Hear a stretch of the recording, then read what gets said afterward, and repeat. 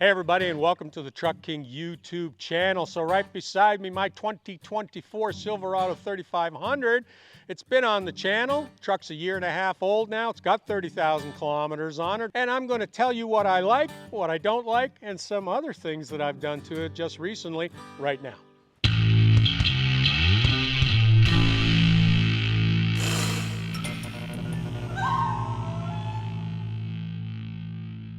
So let's deal with the day-to-day, the mechanical, okay? So the mechanical on the truck has been good.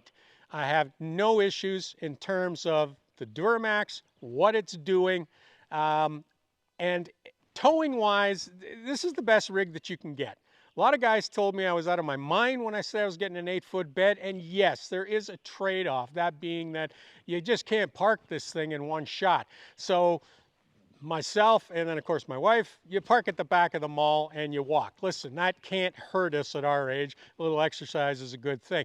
But that's really the only downfall with this long chassis. But long and low, anytime you're towing, that's what you want. So on the road, this is a two-finger drive when you're towing, and that's wonderful. The truck itself, comfortable, quiet, does everything I want it to do. So you know what? On the right side of the column, that's 100%. Okay, so anything to complain about? Yes, over here. It's one thing, it's a nagging thing, not sure what the heck to think about it, but I got a rough shift between first and second, but it is completely intermittent. It's not something that I can say, oh, watch this, and then show you, have it happen, because it'll happen 2 days in a row once, and then it won't happen for 2 months. So, you know, I'm thinking electronics, I'm thinking the way that the brain is telling the transmission what to do. Either way, it's a little concerning. It's on my list when I take it into the dealer next month and have them have a look at it. So my first upgrade is floor mats. And these come from a company called 3W. And they're for the front, they're for the back. It's a complete set. You just let them know exactly what your truck is. And the first thing I can say is that when they come out of the box, you put them in and you realize that these things are like laser measured because they fit perfectly. They lay perfectly, and that's what you want. And you know, when you live in my kind of climate where you get slush and snow 10 months of the year, well, this is exactly what you want. You not only want something that won't kick up, but will hold the dirt, will hold the slush and the snow. So it's nicely, it creates a nice tub all the way around. And actually, I like the back one because the OEM ones were actually split in the middle, whereas this is one solid continuous piece. I can see it being easier to clean. So, you know what? We'll see how they wear over time, but the other part of it is that the rubber itself is very supple and flexible. So I don't see it bending up or curling as time goes by. But hey, you know, we'll see what happens down the road.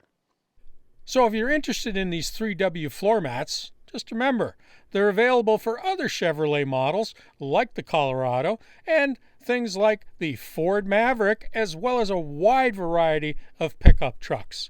So go below, click the link, look at the descriptions, and at the same time, there is a discount code there that will save you a couple of bucks.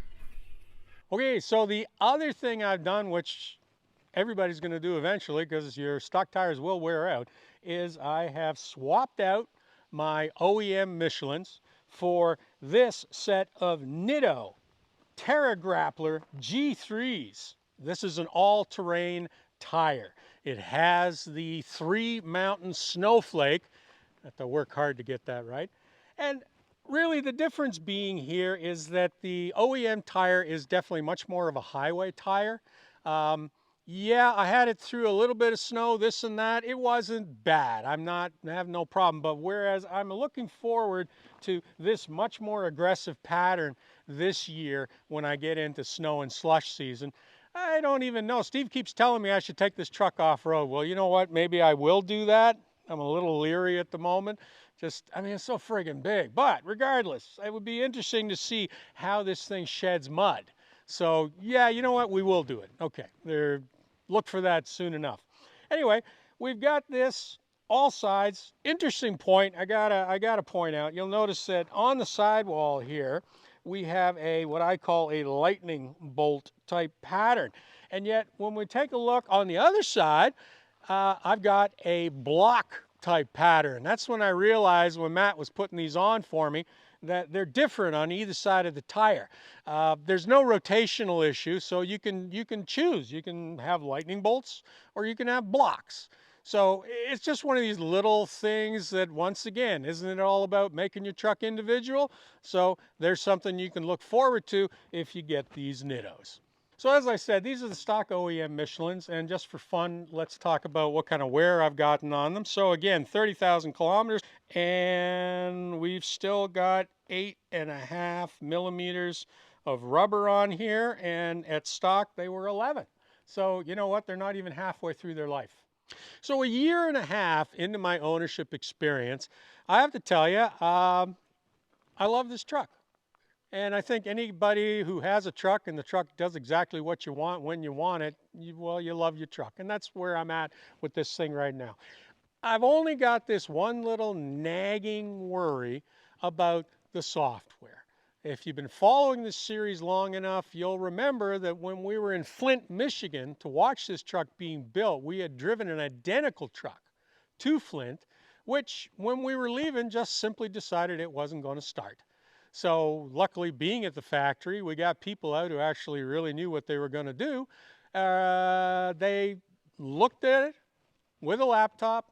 The thing was throwing all kinds of codes, and specifically it said that there were injector faults. So the truck shut itself down so as no further damage could be caused. The tech who told us about this said, yeah, there's nothing there. It's a false code. Okay, so let's not get into any of the rest of it, but here's the point. There's a false code and it shuts my truck off, brand new truck, and I'm stuck here. I got nowhere to go. Like, how lucky was I that I was right there at the factory? If I was, you know, sitting at the Cracker Barrel, well, then it would have been bad news. It would have been, you know, tow truck, dealership, day on the road, 2 days on the road, before finally somebody figured out the exact same thing and got the thing going again. So, you know, that being said, this is always in the back of my mind where this truck is concerned.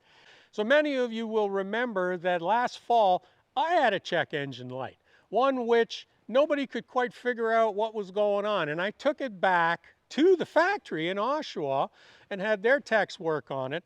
And so good news, when I got the truck back, no more check engine light, no more fault codes. And I've been driving it since I got it back now. I guess we're going on 4 months, plus I've been down and back south. No issue. So whatever they did, it's fine. Everything's great. That's the good news. The bad news is nobody ever really gave me an answer as to what was going on.